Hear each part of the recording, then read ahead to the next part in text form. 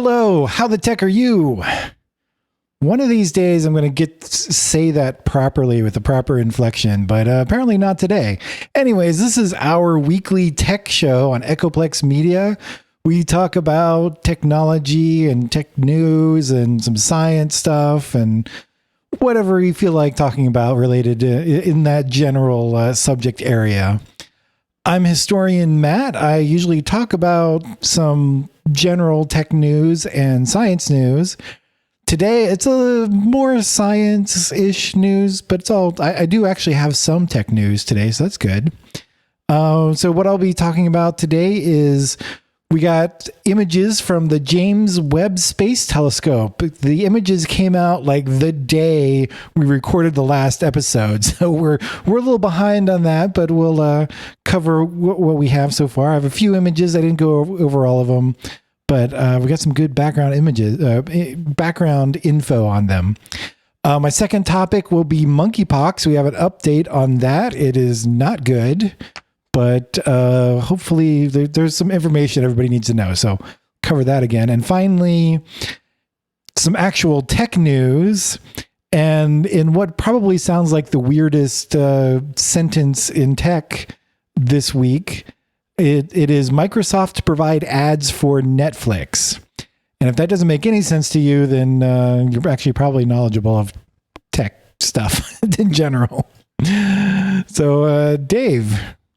Yeah, I'm Dave. I'm the producer of this show, but no longer the video editor. HK is going to be back with the show next week. So that's good. This week, I'm just going to be talking. I only have two stories, but they're both Linux related. One is Lenovo has shipped some laptops that seem not to be able to boot into Linux at all, that there's some kind of security stack in them that is just doesn't let you load Linux on them. And that's quite bad because, as you probably know, most Linux people really love ThinkPads, ThinkPads. And hopefully they get that worked out. And then I'm just going to be talking about all the things that are broken in Wayland, which is the new display server for Linux. Maybe not all of the things, but I'll be talking about the things that matter to me and us as far as that goes. Last week I had 3 stories. This week I had 2. We'll get it down to 1 next week. So well, whatever. Go ahead, Matt. Whatever works. I was going to say before we get started, because you mentioned it, HK is out. He actually finished his adventure, but not in time to make it to this show. But he will be on other shows on Echoplex Media starting this week. So keep an eye out. I don't know if he's going to talk about his adventure, but check out the other shows. It's good. But he'll be back next week, I'm sure. Other than that, I'm going to go ahead and get started with the James Webb Space Telescope, which from now on, I think I'm just going to call the Webb Telescope that's good. Webb Telescope. That works. So, but going back a little bit before that, the Hubble Space Telescope's first images were received in May 1990, and when they came in, found out that there was an improperly polished mirror, which made the images pretty crappy and unusable. But so 30 years later, we have the James Webb Space Telescope. As I said, Webb's telescope sent back its first images, and they are great. There was no mirror problem. They all seem to have come out great just right off the bat, which is good.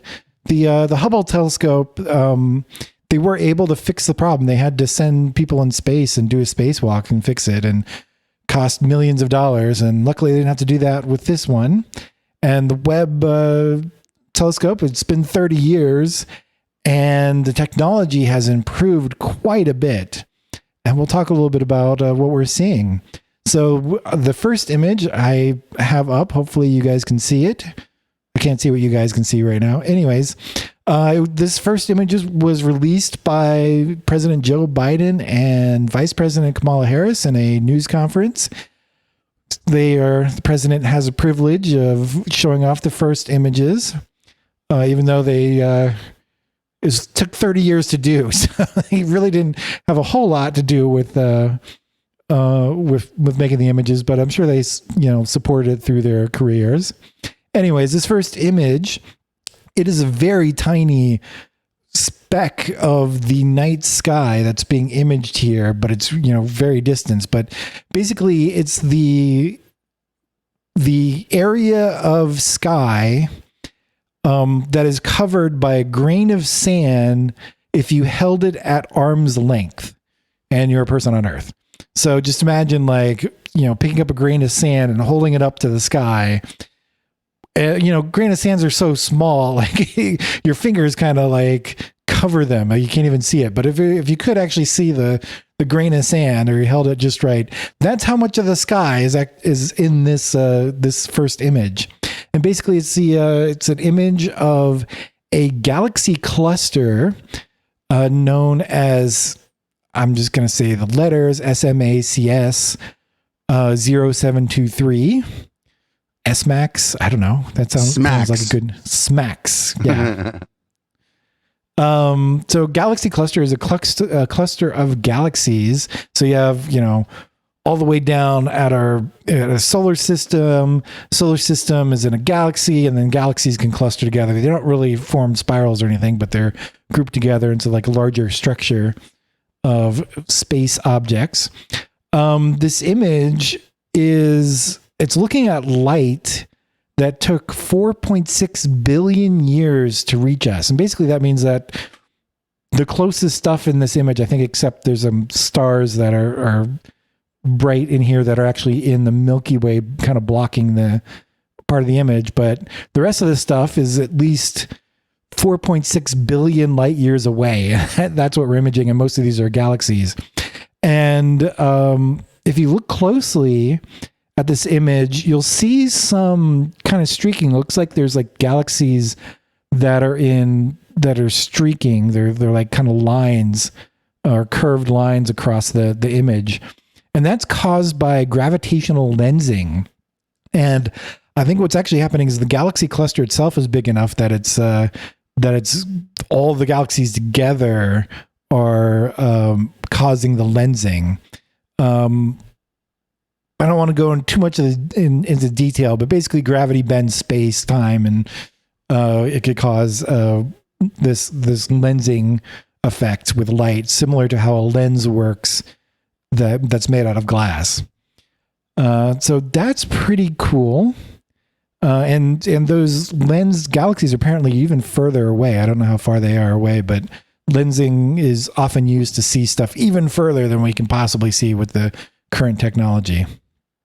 So what else do we have? We got another image. I only got a few images to show. There are many more here. Whoa, too far. Here we go. So this image is not an image of a specific planet. There's a background image of a planet. I don't think that's it. I think that's just a digital rendering. But what's interesting about this is actually tracking a spectrum that was, I think this is the one from an exoplanet. So other images and I guess just data they got from the Webb telescope, scientists were able to identify elements using spectrum in galaxies over 13 billion years old. So galaxies from the early time of the universe. In that case, this one is actually from an exoplanet, which I believe is considerably closer. I don't know exactly where this exoplanet is, but this exoplanet is, again, I'll do the letters and then try to pronounce it. But it's WASP-96b, so WASP 96b. And the spectrum that's brought back with what is graphed here actually identifies that there's water in the atmosphere of this planet. So thinking of a planet I think it's millions of, or at least thousands of light years away, if not millions of light years away. And we're able to determine, what it actually has in its atmosphere. And we're looking for water because obviously if we start detecting water in a lot of places, we can identify life possibly on other planets outside our solar system.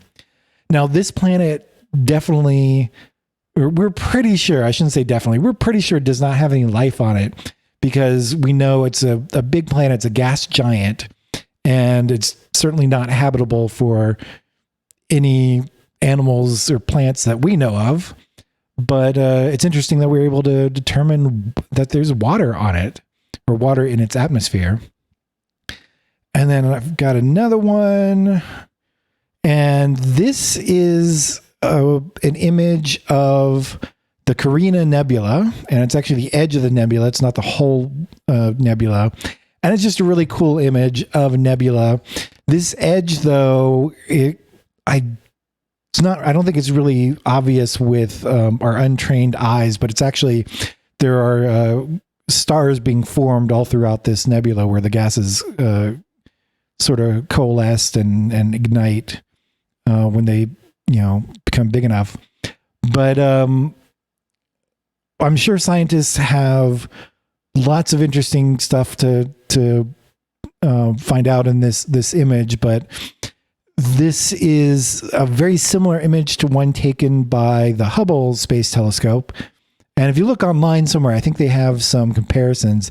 And I saw one image that showed that the Hubble image was a small subsection of this one, but this one has way higher detail and just looks really cool. So cool nebula pictures we got here.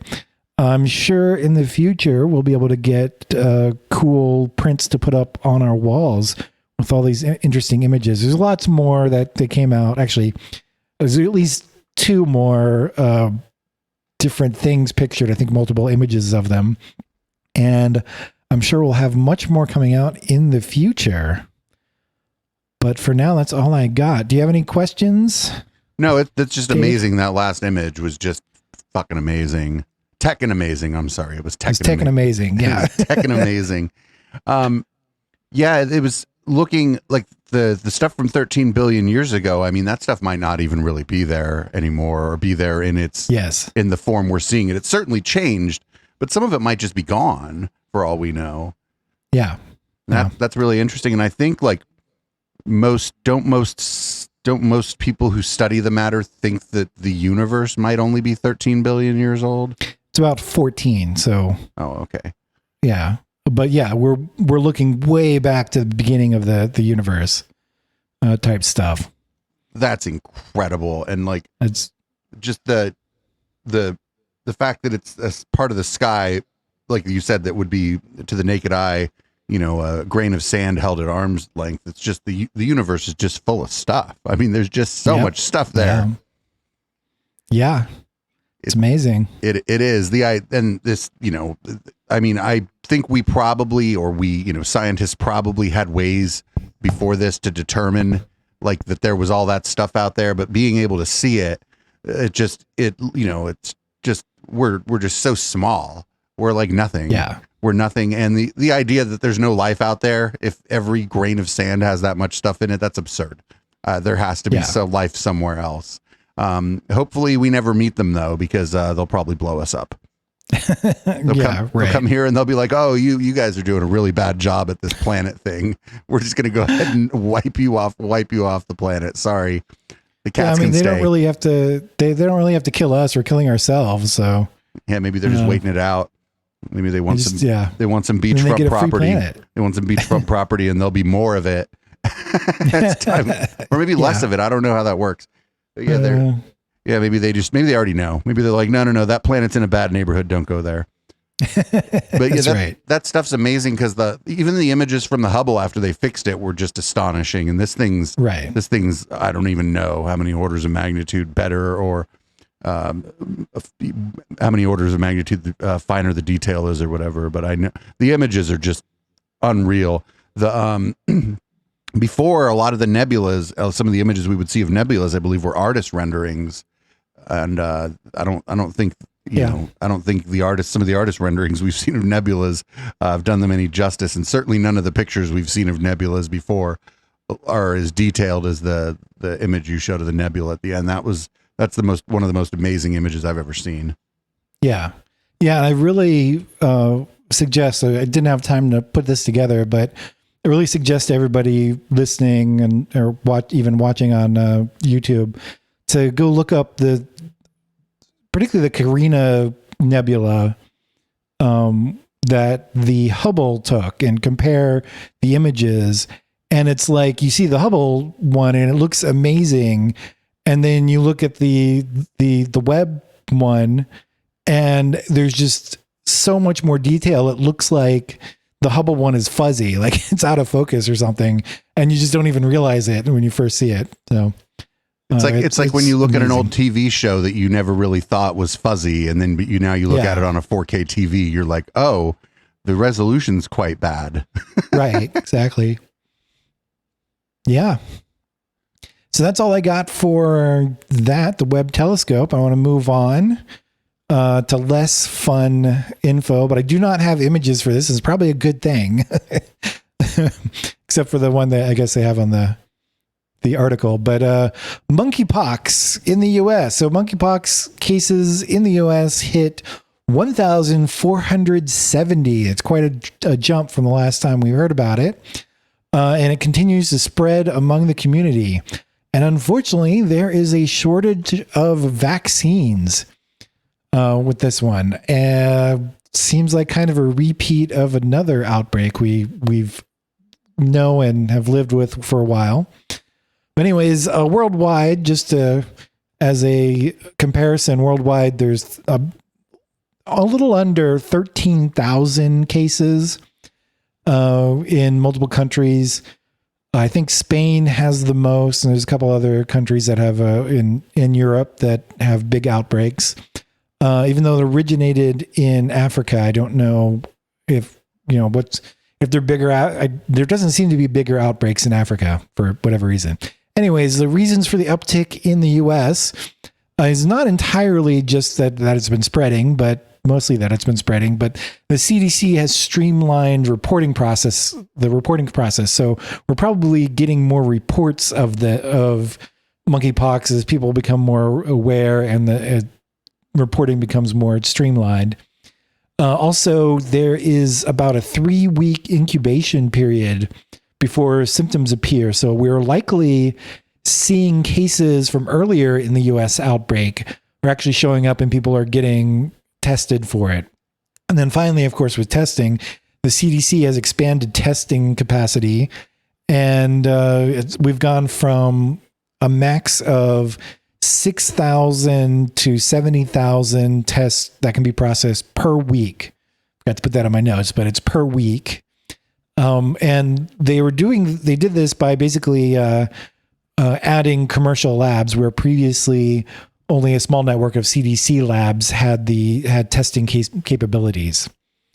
So that's good. We're starting to get serious about it, but it is still spreading, and be careful out there. Finally, on the vaccine shortage, the U.S. is short on vaccines, and I think it's pronounced JWST, smallpox, monkeypox vaccine. So apparently smallpox and monkeypox are similar enough that they use this same vaccine for it. And it is unfortunately in short supply. This vaccine is recommended for anybody who's definitely has monkeypox or is suspected of having monkeypox. So anybody who catches it, it's treatment for it, basically. And the Department of Health and Human Services is making an additional 131,000 doses available. That's on top of the 156,000 that were already distributed. So we're trying to get more vaccines made and distributed to all the states, and hopefully we can get on top of it and stop this before it spreads too much. But be careful out there. Unfortunately, I don't think there's a whole lot that can be done. It's hard to avoid right now. And people, if you have any symptoms of monkeypox, you need to be tested and probably quarantine. Any questions? I'm just wondering, do we know if people who are old enough to have been vaccinated against smallpox still have immunity against monkeypox? Do you know if it helps? I do not know. And since they seem to be using the same vaccine, or at least one of the same vaccines, I wouldn't be surprised if they are close enough in, the viruses are close enough that they actually can use the same vaccine, and they may be immune to it. Yeah, it's just been such a long time since that vaccine would have been given that I don't know. That's true too. But I thought it gave lifelong protection. I don't know. That's something that I'd probably have to look up separately if I can even figure that out. It was not in the article or any of the articles that I've read on it. Or if you know the answer, leave it in the comments. Yes. If you're out there, and you know the answer to this, definitely leave that in the comments for us. Yeah. Okay, that's all I got on monkeypox. I got one more actual tech news. And again, it's this weird sentence, Microsoft to provide ads for Netflix, which seems really odd because, Microsoft is really not known for being an ad provider and Netflix is not known for having ads. But what's happening is Netflix has been losing subscribers recently. It's the first time it's actually lost subscribers in, I don't know, since I think it began pretty much. And it's trying to reverse the trend of losing subscribers to all these, all these other services came out and are competing heavily with Netflix, and people are finally leaving. So what Netflix has decided to do to try and bring people back is to create a subscription tier that includes ads. So currently all the Netflix subscription tiers are ad free, and everybody's been watching without ads, but they want to add in a cheaper version that includes ads to bring more people back. Now, Microsoft is not known as an advertising company, as I mentioned, but they have been serving ads with their search engine Bing. Everybody remembers Bing, right? It's a search engine. Well, what Microsoft did is they purchased this company called Xandr from AT&T that is that produces basically a programmatic advertising system. Blah blah. Hard to say. I don't know why. And Netflix is suddenly interested in them and kind of pushed them over the top for providing ads. So I don't exactly know how that programmatic advertising system is supposed to work. I did try to look it up, but I only found more, marketing material that really didn't explain what was going on. But I assume it's, invading your privacy to figure out what ads to display the best, right? Although in this case, there'll be video ads because they'll be on Netflix. So currently Netflix has, ad-free subscription tiers. I just looked this up. There's 3 different tiers. There's one for $19.99 a month and one for $15.49 and the lowest one for $9.99 a month. And the differences between these different tiers are they have the different number of devices can connect and watch videos at the same time. And pretty much the other option is I think the $19.99 one is you can get the Ultra HD, and the $15.49 is only HD, and the $9.99 is standard definition television or video. So it is unclear what they're going to charge for the ad supported. Not sure if it's going to be free or if they're actually going to charge a little bit or just a smaller amount per month and then add ads, or how that's going to work. But if they start showing ads in my Netflix, I will probably cancel Netflix because it's not worth it. Any questions or comments? I don't know. I kind of hope there's a free tier with ads. I don't mind ads so much. And I think people would probably use Netflix. I don't really use Netflix. Yeah. I'll sign up if there's something on there I really want to watch, but I'll sign up, watch it, and then get rid of it. Cause I don't like subscribing to a whole bunch of stuff, because then you forget that you subscribe to it. And Yeah, they're billing you for it. Maybe you don't use it. And I just don't watch that much TV. But I do know that Disney Plus is just eating their lunch. Like, that's it. Yeah. I've actually been a subscriber to Netflix from all the way back when they only had DVDs in the mail. Yeah, do you remember when they first called it? it? People were calling it like instant Netflix if you had the right device. Yeah, like certain you could like actually Blu-ray stream players it. and DVD players would have instant Netflix. Was the Oh yeah, yeah, yeah. I never quit. I dropped the DVD thing because for a long time you can only get certain things on DVD, but I eventually dropped that because I just had so much stuff in my streaming queue that I wasn't getting through my DVDs at all. And right now I don't even think I have a DVD player installed or set up. But I would have to say I want to talk a little bit about, I didn't put this in the notes, but the problem with having advertising tiers with subscription tiers like this that are ad free is you have a problem of all the people that have enough money will go and pay for the ad-free version, and those people that don't have enough money but still want to get Netflix are going to go for the ad version, which means the advertisers are advertising to people that don't have as much money to spend on their stuff. So generally what happens in these cases is these services either go to all ads and, no price for subscription, or all paid and no ads. And it'll be interesting to see what happens with Netflix.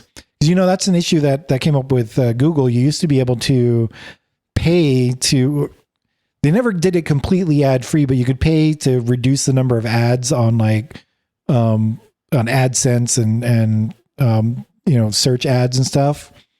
And they dropped that completely because the advertisers were freaking out about it. So what ends up happening too, maybe, is that the quality of the ads might just be lower in this circumstance. You might be getting ads for scams or things that are sort of maybe not scams, but multi-level marketing stuff. You're not going to be getting an ad for a Mercedes on the, because if the Mercedes customer is just going to probably pay for the $20 tier. Right. So I'm curious to see what happens here. Even if the highest tier is just limited ads, I think more people are going to jump ship. Or maybe people on the highest tier will be like, well, why, if I'm getting ads at all, why would I pay for the highest tier? I do think that the highest tier, though, if people care about like 4K content, like that's where it's at. But I mean, if you're sitting like 6 or 7 feet away from your TV, like you don't care. Yeah. I have a tiny TV right now. Like, I think I get HD streaming for most of my different streaming services, but can't really tell how far away I am from my TV right now. So that's an old issue. I will get a bigger TV, but for now, I have a gigantic TV and a 4K Blu-ray player. And I bought the 4K Blu-ray player, and then I literally bought one Blu-ray. I bought the Planet Earth thing, and I was like, and then I never bought another Blu-ray. I never bought another Blu-ray. So basically, I paid $40, $50 for the Blu-ray, and $200 and something for the Blu-ray player. So I basically paid $300 to watch Planet Earth.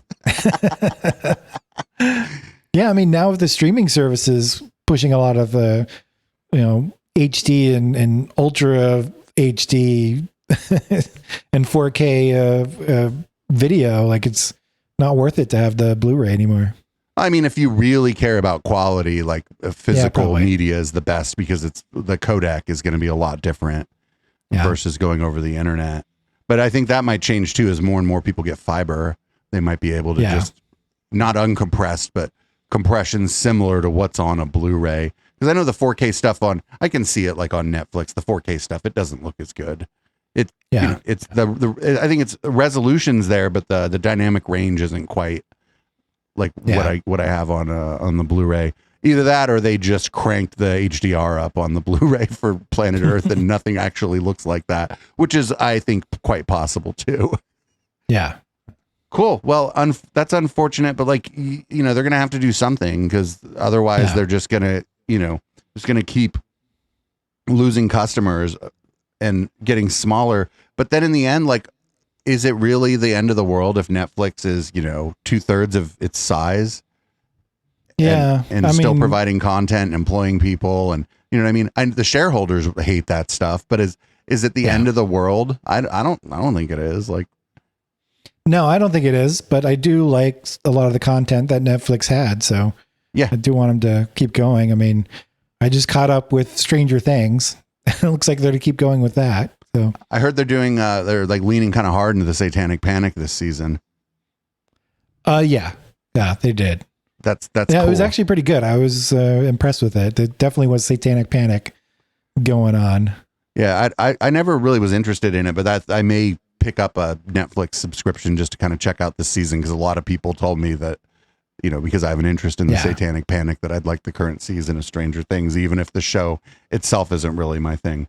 But this was bound to happen. Like as legacy media, like Disney is just big. They just have they don't have to buy content. They don't have to make a lot of content. They just have such like a deep library. They can just cycle through stuff all the time. Their expenses are going to be just so much lower because they already have the stuff. And they've bought so many companies over the years. The other one that's actually pretty good that I was surprised was good is Peacock. That's I haven't done that one. I did Paramount. They have like a free tier, and it's pretty good. I mean, you get ads and stuff, but it's pretty good. The video quality is good. The app is a little slow, but I also think maybe it's just that my TV is a couple years old and the processor in there might be not super happy if the application isn't super well optimized. I know some people that work at Netflix. I hope none of them lose their jobs because they all do like working there. And it's it's just the way it goes. If you're first to something, and then big kind of legacy companies come in and start competing with you, there's nothing you can do but shrink, probably. Yeah. It's unfortunate, but it is what it is. So I guess we're going to move on to my stories here. Here's one that I don't like. I like very little, but it reminds me of a story that happened before that turned out not to really be a story in the way that everybody thought it was going to be. Everything turned out okay.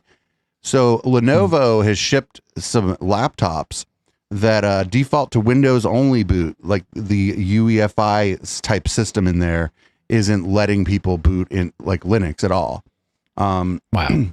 It's for the new 6000 series Ryzen machines. It includes the Enterprise ThinkPad line, which is surprising because Linux people love them some ThinkPads. Yeah.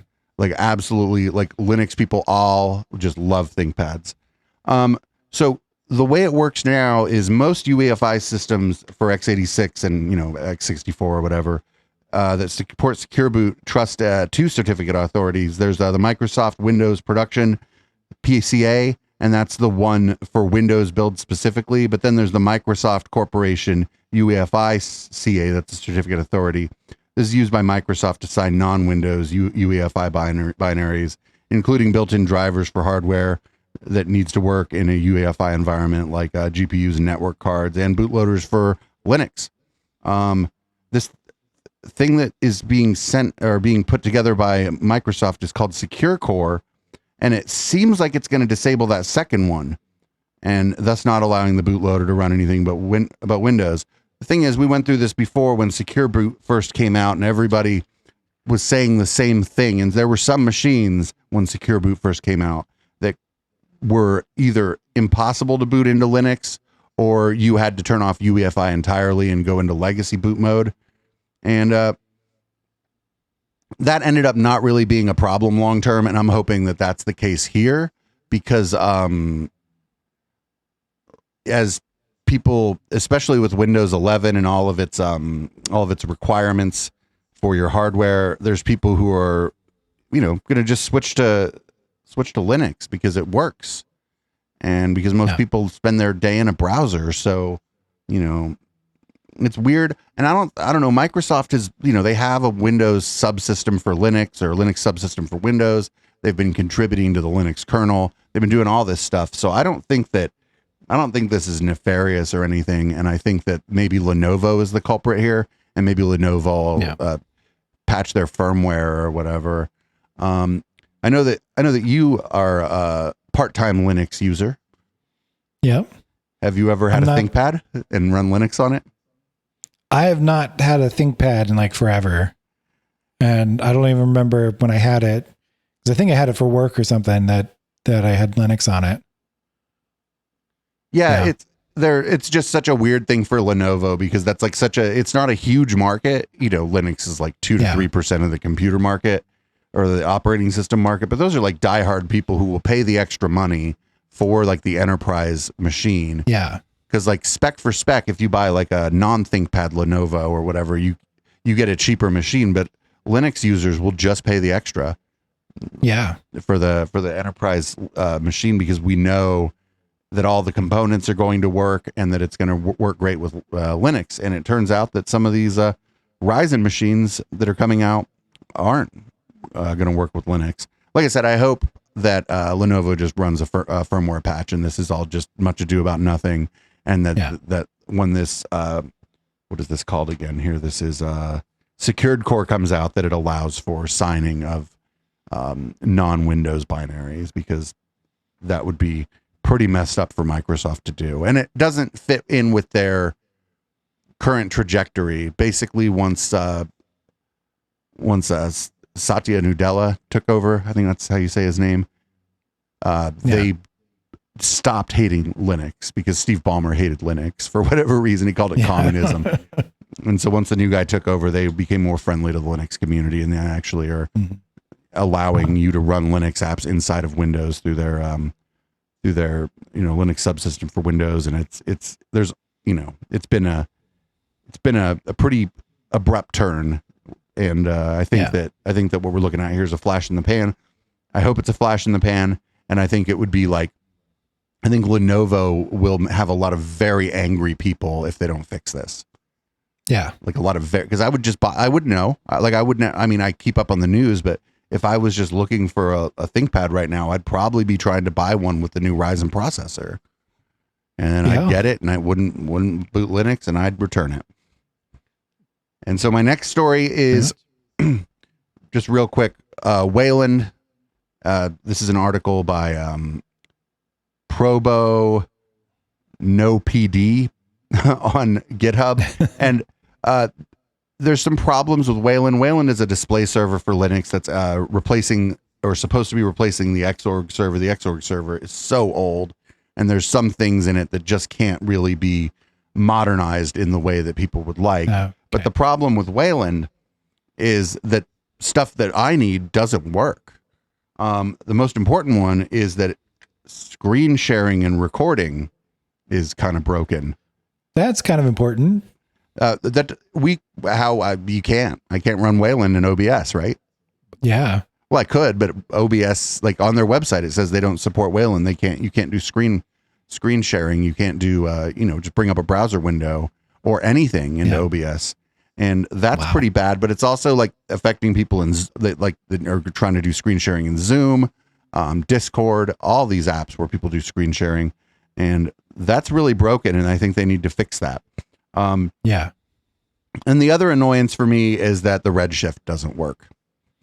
So like at night, I can't darken and redden the displays so that I can basically go to sleep after I'm done streaming. And I've never found one of those that worked well. I mean, it's done the shift, but like doesn't seem to make any difference on how quickly I go to sleep at night. The other thing, the Redshift is really good because it also lets you turn down the overall brightness of the image. Yeah. So not only does it redden the image, because if you just redden the image, it's just pink or something, right? Right. So it turns down the overall brightness, and it helps me for sure. Like if I notice the difference. Like if I stream and then I go to bed, I am definitely able to sleep better than if I'm like up working with like the lights on and I don't have anything turned red or whatever. It definitely takes me longer to get to sleep. So you sleep better after red light? I do. Also, like, there are other factors, like during my streams, I'm like drinking a few cocktails and stuff, but actually alcohol as I get older, it makes it harder for me to sleep, not easier. Yeah. Not like when I was a kid and I'd just pass out. So yeah, those are my two stories.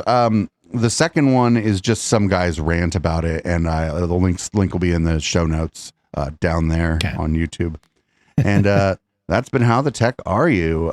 Check out our other shows. You can go to echoplexmedia.com/podcasts. And I swear I will put this podcast on that page formatted like all of the other ones. Maybe I'll do that tonight. And support us at echoplexmedia.com/support. You can find a bunch of ways to support us. We haven't made a shirt yet for How the Tech Are You, but I'm thinking of some ideas on that. I think it should just be if we could do the icon that we have really big on a shirt. That one. Yeah. The little, probably. The little heart head. Yeah. Yeah. That is pretty simple.